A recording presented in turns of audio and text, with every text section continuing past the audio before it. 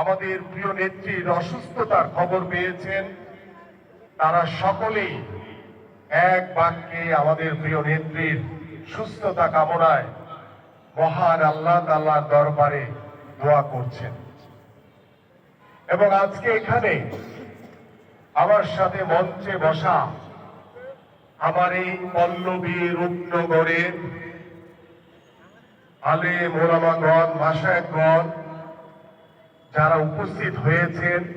এবং আমার ডান পাশে বাম পাশে আমাদের কোরআনের হাফেজগণ যারা উপস্থিত হয়েছেন, এবং আমার মহানগর বিএনপির নেতৃবৃন্দ সহ আমার এই এলাকার যারা